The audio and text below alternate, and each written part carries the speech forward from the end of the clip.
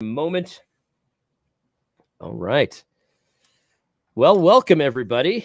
We got Edwin Ramirez in the house telling me that I'm scheduling lives now, and he's proud of me. Well, don't get used to it because I'm not the live guy. But we'll give people a few minutes to jump on board before we get started. I got Conley Owens here. He's the man behind the Dorean principle. Say hi, Conley. How's it going, everyone? You know, Conley, did you send me the book when you said you did, or did you send it late? Because I just got them kind of recently. Oh no, I sent them right away. That's so weird. So Conley sent me his book like basically right after we did the last video. Supply chain, man. What can I say? And I got him like a week ago. So this is what it looks like now. Thanks, President Biden. How crazy is that? That's more than a month. Yeah, it was quite a while. That is so crazy, man. I was wondering. I was like, yeah, man, maybe he forgot, or maybe it's like maybe he makes the request and it just takes forever. But no, I don't know, man. All right. So we'll get started here. You know, we've got only a few people watching live. That's okay though, because I'm not a live streamer, so we don't really have to wait for a whole critical mass or anything. But I wanted to get Conley back on. He wrote the book, The Dorean Principle, that we're talking about, and it's about the commercialization of Christianity. The appropriateness of selling the message of God to people, and whether or not that's appropriate, the book says no, it is not. But we had him on before where he kind of explained the Dorean principle, and then over the last month or so, I've heard some pushback, and I've heard generally, Conley. Let me just say this: generally, the feedback has been very, very positive. That has surprised me. I've seen that too, and I never thought that going into all this. I expected very few people to agree with this. Yeah. So what I keep hearing, Conley, and you tell me if this is your experience as well, but what I keep hearing is like, it's almost like it's almost like an aha. It's like, I've always felt weird about this or that, or this preacher or that thing. And he's a good preacher. I love him. His message is great. A lot of people mention John MacArthur in particular. And they say, I love John, but I've always just felt weird that he sells this stuff. And it's just kind of strange. But people are like, this makes sense. So this feedback is positive, but there's a hesitation to kind of jump in. And I personally, that's how I feel as well. Have you experienced that as well? Yes. Yeah. A lot of people have said similar things, that they've had thoughts like this, but never known how to express them. And so this is really helping them. And yeah, what you said about John MacArthur, I've heard that a lot too. And I think it has to do with a particular article that's been floating around lately about his lavish lifestyle. I think it's a little overblown. Pointing out the property value of his house when it's in California. If you want to live in California and own a home, and you bought it back in the 60s or whenever, you know, it's not. So people are focusing on the wrong thing, right? They're focusing on the amount, and they're not focusing on the mechanism, which is where the real question lies. Sure. Yeah, I would agree with everything there. When I always see that kind of stuff, like the sneakers that certain people wear, or like the watch that a certain person has. And I'd always just like, well, that's just so weird. Like I'm not the kind of guy that buys. I think I've said on my channel, I haven't bought like a real like load of clothes in years. I just have the same clothes that I've had for a long time. That's not my thing. But like I've got other things, right? So let's say I decide one day to buy a bass boat, and someone's like, well, AD has a $26,000 bass boat, and it's like, well, that's just stupid, right? That's really stupid. So anyway, so I agree that's all weird. It's more about what they're doing to get the money, not how much money they have. So someone could be breaking the Dorean principle and be basically broke. Yeah, and there's always concerns about the appearance of sin, but in general, the work of a minister is a noble work, and it should be rewarded well. Sure. Cool. So, and just so Conley, before we jumped on live, you mentioned, wanted to ask about, sort of what I'm thinking about everything. And so this is what I've been telling people, Conley. I've been saying, I believe that the Dorean principle is, I think I'm convinced enough to stop taking money for my book, right? So I give the book away for free. If you want a copy of my book, Social Justice Pharisees, all you got to do is email me, and I will get it out to you as soon as I can. I just sent out actually the last requests from December. I just sent them out this past week. So those are on the way and all of that. So I'm not going to be doing that anymore. I'm not taking money in exchange for the message anymore. That's I'm awesome. not. That's really exciting. Yeah, no, I feel great about it, and I kind of thought about it for a while, and I just thought to myself, look, it's never going to get any easier for me to do this. So if I'm convinced now enough for me to do it, I just got to do it now. So I did it. So I'm happy, and I'm grateful to you for that. I'm not convinced enough to like take people to the mat on this though. So Yeah, somebody asked me, so right. somebody in a video, I had a guy on who has done a movie about it's called Enemies Within the Church, and it's kind of about like some of the like structures of power within evangelicalism and where the money comes from and all this stuff. Anyway, so someone asked me why did I allow him on my channel if he's selling this movie? And like, isn't that like kind of suspect for you? And I was like, well, even if I thought it was, which I wasn't sure if it really qualified, but even if I thought it was, I'm not convinced enough to be like, well, and you're in sin for doing this. So Conley, like, I'm not saying your book isn't very, very interesting and convincing in its own right, but I'm not comfortable enough to take people to the carpet for it. Does that make sense? Oh yeah, I mean, I've struggled with it myself. Am I ready to bind people's consciences with this when Yeah. it's just not frequently talked about. Yep. And I've gotten to a point where I'm convinced enough by Scripture that this Yep. is something that I should be putting in people's faces, and Sure. in a very gentle manner, calling them Yep. to repentance on it, calling them to reformation. Yeah. Cool, man. So let me ask you this too, because I've heard this from a few people where I'll tell them about your book, and they'll say like a funny comment, like, "Oh, that sounds communist," or something like that. Like so he's against capitalism, stuff like that. I've heard this a number of times, and this is from people who have not read the book. So just what it sounds like. Sure. So Conley, like, are you against making money? No. Yeah, I'm 100% capitalist. Probably more than most Christians who call themselves capitalists. Yeah. I've seen the things you say. I agree with them. Yeah. Well, yesterday I did a video, make as much money as you can. Yeah. So Right. anyway. Yeah, and All I right, saw cool. I saw a lot of Christians responding to Dave Ramsey, trying to defend him, saying, "Well, yes, I agree with him. Change in market, that makes it okay. There's change in market, even if there's not a change in Yeah. Yeah. market. If it's your property, you have the right." Yeah. Um, so Yeah. yeah, none of this is about how we ought to make money in secular affairs. This is about Sure. when we are acting as the servant of the King. What does he require of us? Sure. Absolutely. Yeah, no, that's good stuff. So I would imagine as a software engineer, you're totally fine making, a good living on your software engineering. And I'm sure you would have no problem, going to your employer and asking for more if you felt like you deserved it. Right. Yes. So there you go. All right. So Conley is not, in fact, a communist. We've established that. All right. So let's talk about a little bit some of the pushback, though. So I've got a few things, and I emailed you a message from one of my YouTube subscribers who had his pastor read it because he liked the book too, and he just wanted his pastor to read it, and his pastor did not like the book, and so I sent you that email. So we'll talk about some of that stuff. But Conley, what have you seen out there? What's the common pushback that you see that maybe would be helpful for you to address right now?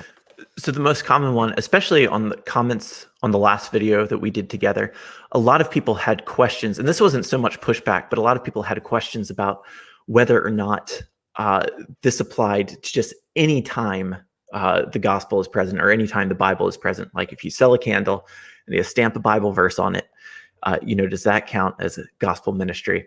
And I would say that the essence of it is not gospel ministry. There's a difference between saying that a gospel ministry and everything that attends to it must be free, and then saying something that's not gospel ministry, and then if it's framed with the gospel, it's important how the Dorean principle is defined in the book, because I said that if you take money as something other than co-labor, right, as reciprocity, you're undermining the sincerity of ministry. And so if it's important to communicate sincerity, is sincerity at stake when you're selling a candle? No, people understand you're trying to make a living. They understand what you're doing. Sure. There's no sincerity at stake. It's when you're offering the gospel to someone, that is the ministry that you're doing, that you want to preserve that sincerity. Yep. Got you. So I'll give you an example. So I don't know how it is in California, but here in New England, for some reason, there's a lot of Christian egg farmers. And I don't know why, but every company that I buy eggs from, I don't seek them out, but they stamp a Bible verse on it, right? And they've got a Bible verse. It's different Bible verses. I don't know what it is, but Christians like farming eggs. So when you're selling a dozen eggs, and you stamp a Bible verse on the packaging, maybe it's your favorite verse, maybe it's your company's verse, whatever. What you're selling is the eggs. And so Right. there's reciprocity there because someone is buying the eggs from you. You're selling the eggs, they're buying the eggs. And the fact that you put a Bible verse on there, maybe to spread the message of Christ, because I don't doubt that's what they're trying to do, these egg farmers. That's not what's being sold there. That's not where the reciprocity is. Right. Is that fair? Exactly. Yeah. And I've been, so I grew up in the South, right, in Virginia, and I was sometimes disturbed the way people would use a Christian fish, to maybe get more business, but but in general, Sure. no, I would say there's no problem with doing the sort of thing. Or In-N-Out here in California, In-N-Out, has a Bible verse at the bottom of the rim of their cup. Sure. Yeah, no problem there. Yeah, I think honestly, there could be some like motivational things there that if you were that person's pastor, like, what are you doing there? Sure. But at the end of the day, Chick-fil-A is selling you a chicken sandwich. They're not selling you the gospel. The egg farmer's selling you a dozen eggs. They're not selling you the gospel. That's the bottom line, right? Right. Exactly. Okay, cool. So was there another one that you said was pretty So common? so another one that I get occasionally, not that much, but when I was looking for feedback for this book originally before publishing it, one of the people I talked to was Lee Irons, and he had offered some pushback specifically around the subjective nature of it. And I've heard a few people mention this later. So are you saying that whether or not I accept money is right or wrong is based on what's in somebody else's head? How can I be held accountable for what's in somebody else's head?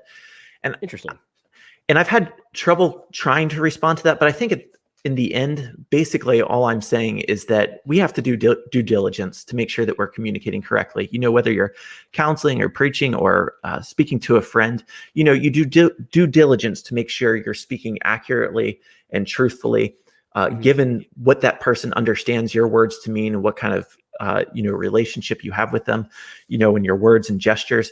And so the question I'm answering, what are the words and gestures in the context of receiving around the gospel that communicate rightly that I am a servant of another and not a free agent, as Paul would say in 1 Corinthians 9.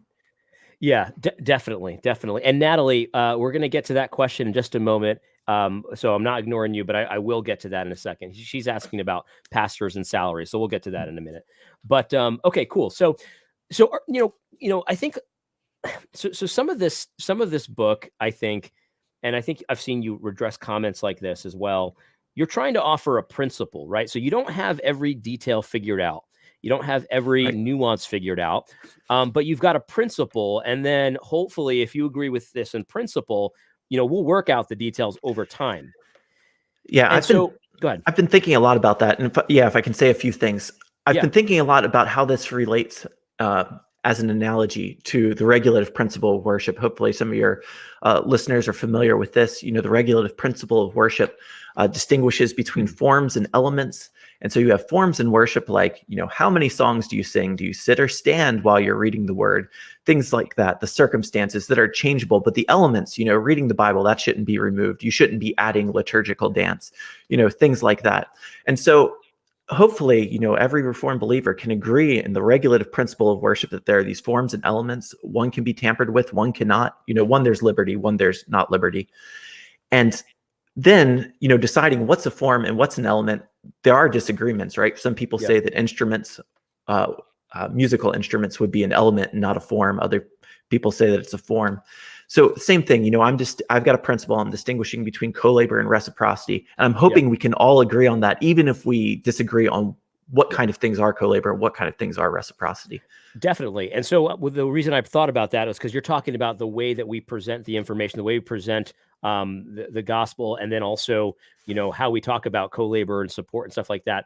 Okay. So, we can obviously improve from, okay, here's this message in a book, give me $20 for the book. We can improve upon that messaging. And so, but then there's going to be like ways to improve upon it where you're asking for co-labor, but it's implied that you'll get something in return or something like that.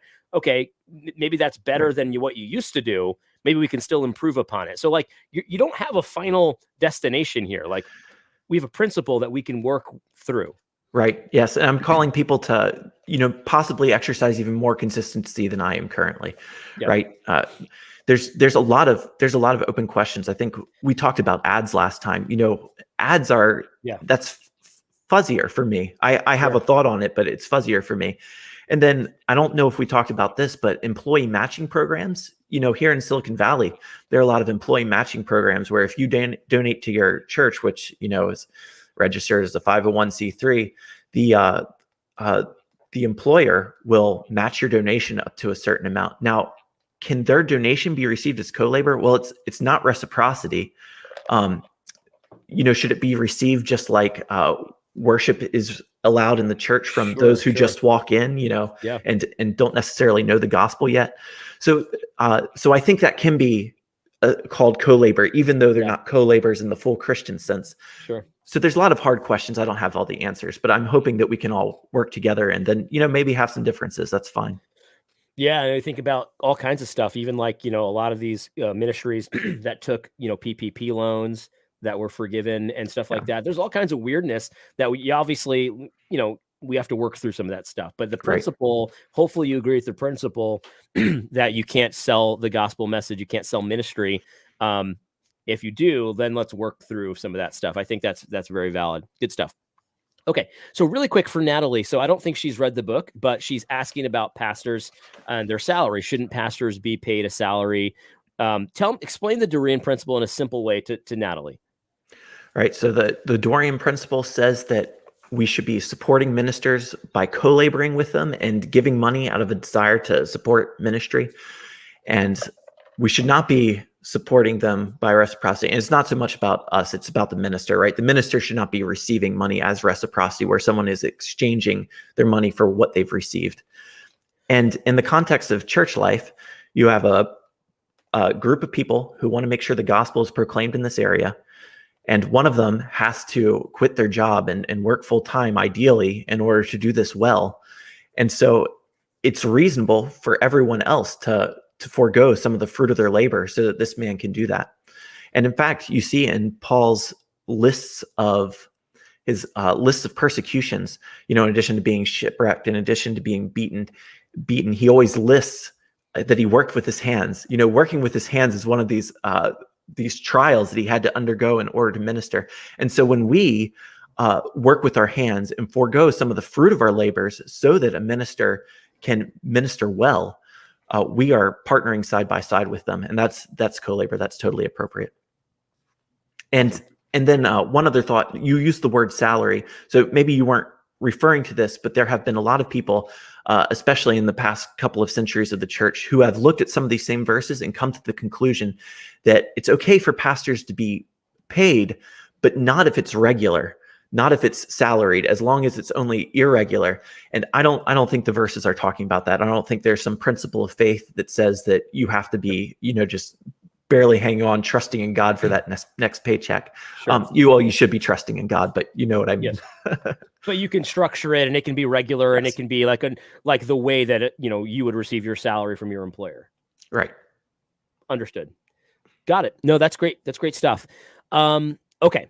So let's jump into some of the pushback here, because I think that's actually where I got an email from a pastor that, he didn't want to come on and do a debate just because he doesn't have time for that kind of stuff. He wasn't scared or anything, but he had a bunch of stuff where he says you completely flunked.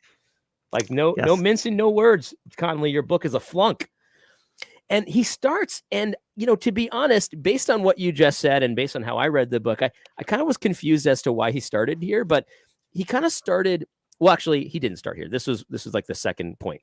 But he talks about the Levites, right? Because you obviously use the example of the Levites in the book, and you mentioned the Levites and how you said that the money that the tithes that the Israelites paid, they paid to God. And so that was something that was given to the Lord for, because he commanded it, and the Lord, gives it to the Levites.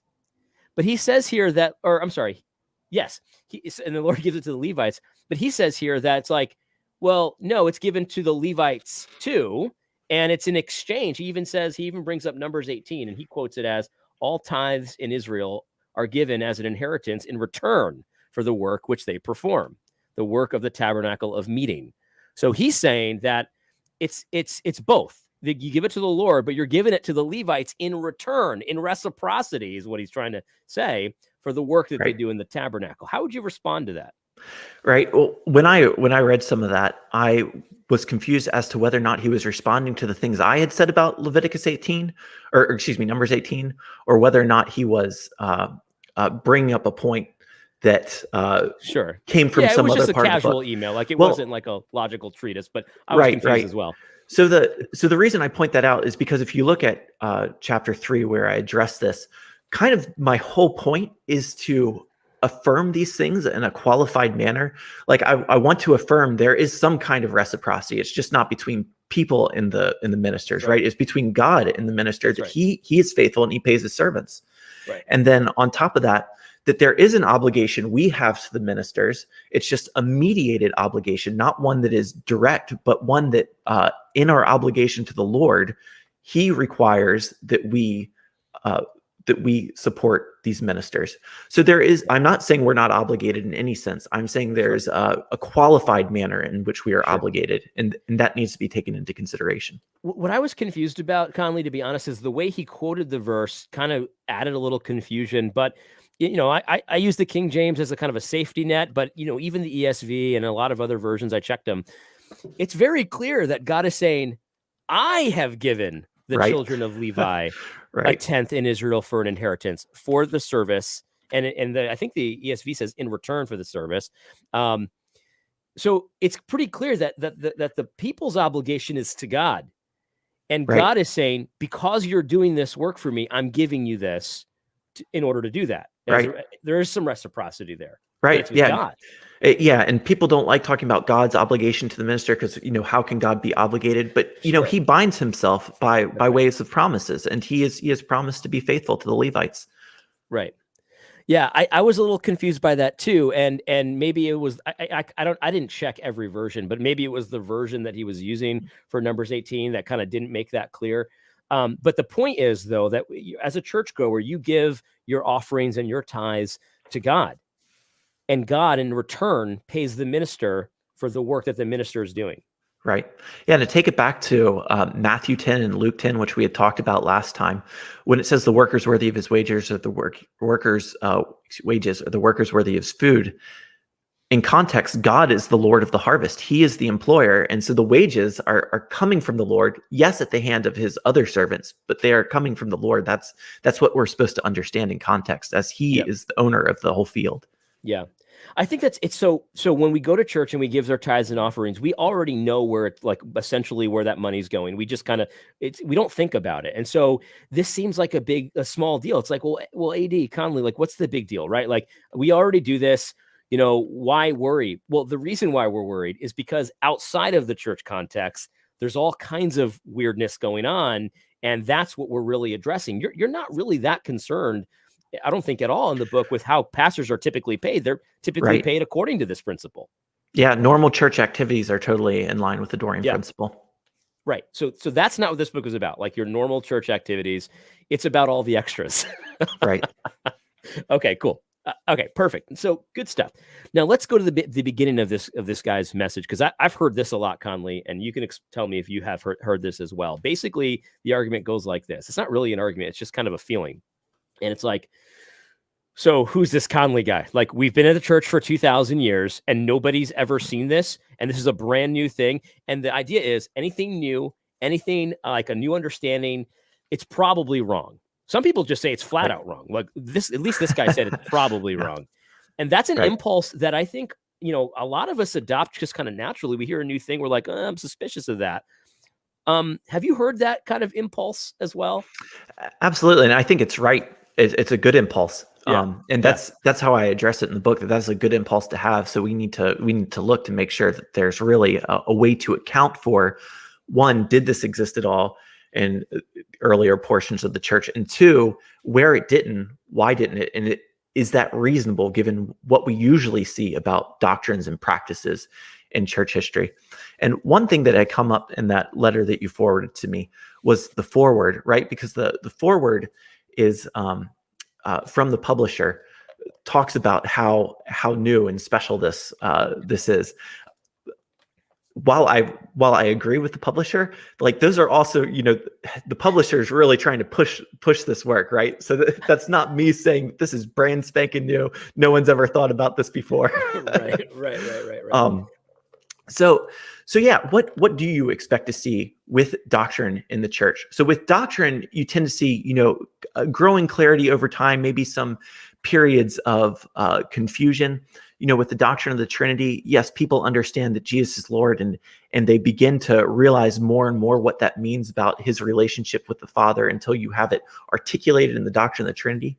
What you see with practices in the church is a little different, because usually practices, because they are happening in the life of the church, they actually degrade and then are recaptured later. And so, for example, take the church offices, right? There's this rise in the monarchical episcopate. Originally there were multiple elders the way they were supposed to be, and things worked as they should. And then you have the rise of one guy over many churches. And then it's only later, after the Reformation, you have these different movements to recapture that.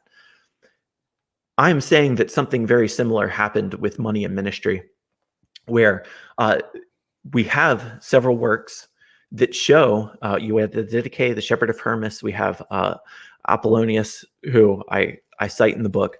We have these evidences that people were practicing the Dorean principle in the early centuries of the church. Sure.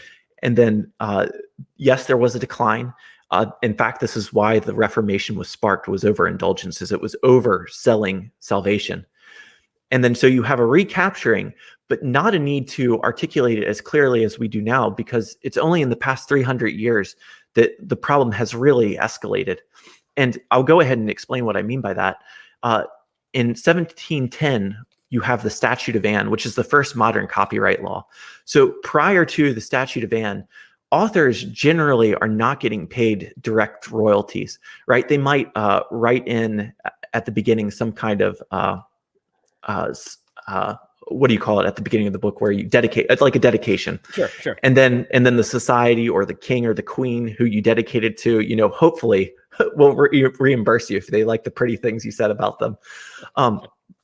But no, generally authors weren't paid royalties. So it's only with the advent of modern copyright law that you have this model where the ones producing content, teaching, are selling their teaching directly.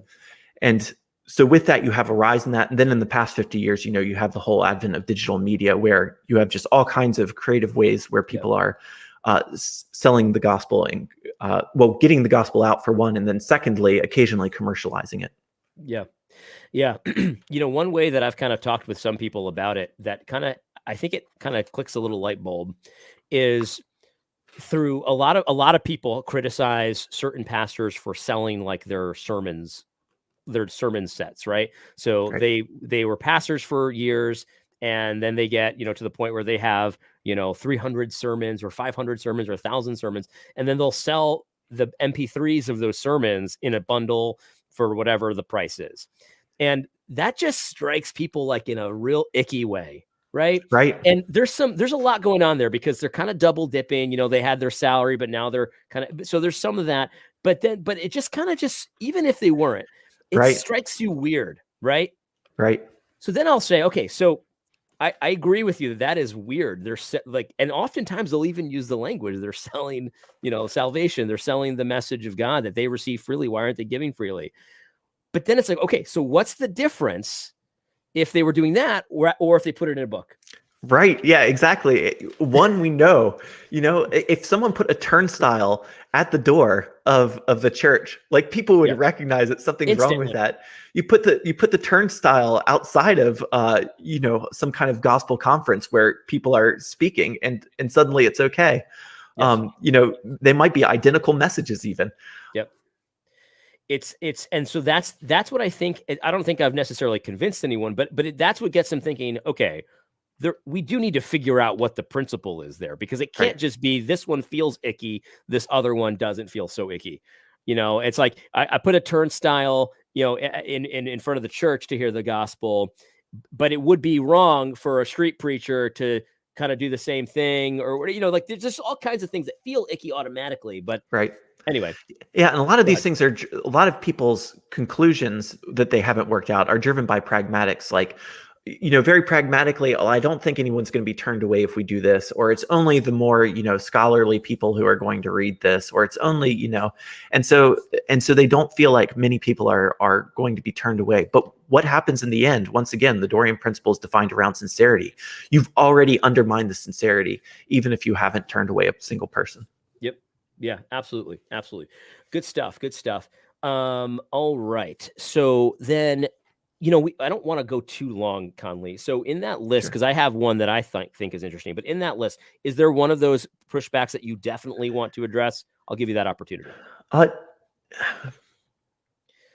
let me first say just a general one. I think there's confusion I get a lot of times is that I'm saying that pastors shouldn't be paid, or that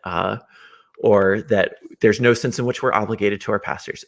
First of all, that's not the case, and hopefully chapter 3 clarifies that well. Yep. One specific thing was this thing from Zechariah, where Zechariah is paid 30 pieces of silver for tending sheep. Now, I believe that's literal sheep, and I don't have a problem with this. That's yeah, like maybe your software job. yeah, maybe this isn't a fair one to talk about Sure. without someone to represent the other side. Yeah. But I don't think we have any good examples. Let me just say this: I don't think we have any good examples of prophets in the Old Testament ever accepting money in exchange for preaching that is ever in exchange for the prophecy in a way that is ever applauded or endorsed. Sure. In fact, you have Micah 3:11 that says that prophets who teach for money are evil, and they lean on the Lord and think that nothing's going to happen to them, that no judgment is going to come upon them for doing this. You have Elisha who refuses money from Naaman, and when Gehazi, his servant, takes it, he's cursed. Naaman's leprosy goes to him. Right. And you have one example where people might, and I've not heard anyone say this, but I've been kind of waiting for it. You have in the beginning of 1 Samuel where Saul goes to Samuel to get help finding his livestock, right? And he brings money for Samuel. Now, it never describes him giving the money to Samuel or anything like that. So, it's unclear whether or not that exchange happened. But some of the commentators I've read, including John Gill, if you're familiar with John Gill, say that this is evidence of Saul's wickedness, that he would come to Samuel with money, Sure. thinking that Samuel would prophesy for money. Yeah, no. So it's unclear, but I would tend to agree with that. That's like Saul's MO, kind of. So it's like, and so would it be wickedness for him to do it, but not wickedness for Samuel to take it? That doesn't make any sense. So. Anyway, so I wanted to talk about Paul here just real quick, because I didn't think that this one was that great, but I thought maybe other people are thinking about it as well.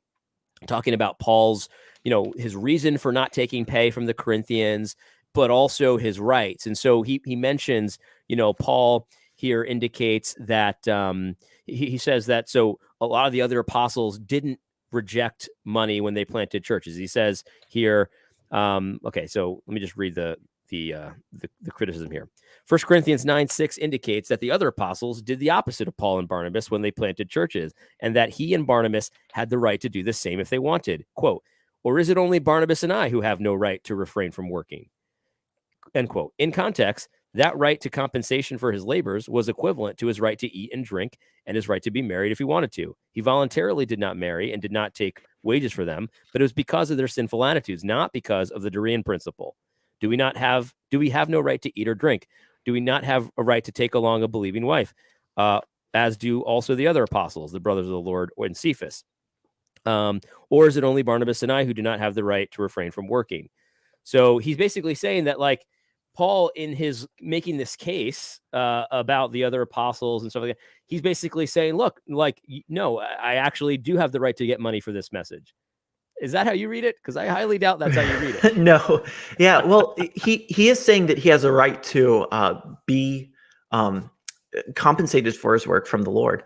And when he's talking about his rights there, you have to keep in mind the whole context of 1 Corinthians, because he talks about rights in a way that has more to do with stewardship than it has to do with perfect license. And he interacts with the Corinthian, and chapter 9 comes in the middle of chapter 8 and 10, which are about is about meat sacrificed to idols, right? That's the context here. And he says in chapter 10 that all things are lawful, but not all things are profitable. And that was the same phrase he used back in chapter 6. And when you go and you see what he's talking about when he says all things are lawful, but not all things are profitable, he's not saying that he has this perfect license to do something, but he wouldn't do it, because he gives examples. Like, for example, sleeping with a prostitute is something that he in context is calling lawful, but not profitable. So what he's doing is he's interacting with the Corinthians and their statements about rights and lawfulness. And he's acknowledging, yes, the gospel covers all these things, that Christ, his forgiveness covers all these things, but that does not make it good. So he's not talking about a lawfulness the way we might typically talk about lawfulness. He's not talking about perfect license where there's perfect Christian liberty. Sure.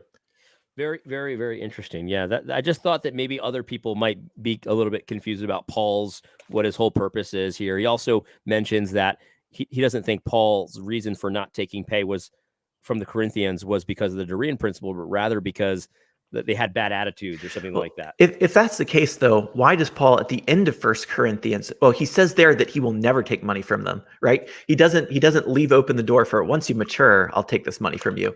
This money that they're trying to pay for them, he refuses. But then in chapter 16, he says that he's hoping to come to them so that they can send him on his way, and using the word propempo, which implies financially supporting him. And 2 Corinthians does the same thing. In chapter 11, it says he'll never take their money that they're trying to give him.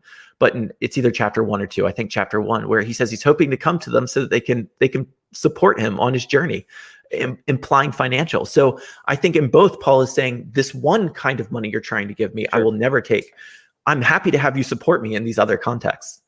Yeah. So what you were saying is if you understand the Greek verbs there, then like that would be like a Paul contradicting himself within the pages of a few paragraphs. Right. But he's obviously not doing that because obviously people don't tend to do that in one letter, but also he was a genius. So what he's saying is there's a certain money that you were trying to give me that there's just no way I'll ever take it. But that's not to say that he's not going to take co-laborers for his ministry, because that comes from God. Right. Right. Interesting. And I think that's the big thing. It's like compensation for the minister comes from God, not from the sales of a book. Speaking of which, how are the sales of your book doing? I was wondering, Conley, obviously, if you're selling a product, you can measure your success by your profit margins and your sales and your revenues and stuff like that. How do you measure success for a book like this? Well, I try to set up some analytics, and I can see how it's ranked on, Amazon and the list of free books. And I can see how many people order physical copies. It's hard to tell how many people are reading. Of course. But well, that's probably true of people who buy books too. I know a lot of people buy books and never read them. So right. But at the end of the day, it's the Holy Spirit working. And that's the thing a lot of churches struggle with, is to, come up with metrics for things. Because you're either being too mechanical and not trusting the Spirit, or it's hard. It's hard to figure those things out. Yeah. I hope that those of you, by the way, those of you who are asking what the Dorean principle is, you can watch the previous video I did with Conley, where he kind of explains it a lot more in depth. But also, you can get the book for free because it's available on. There's digital copies as well as physical copies? Oh yeah, right? Absolutely. Yeah, Kindle, EPUB, PDF, audiobook, everything. So however you read it, he'll get that sent out to you right away. And it explains exactly what this is. This is not an attack on your pastor, making an income for his ministry. That's not what it is. But and that's go ahead. And I had something to say about that too, because you had sent me this letter from this guy's pastor, and I want to encourage congregation members to talk to their pastors about these things. At the same time, I understand that this is an issue that people could get really riled up about. Yes.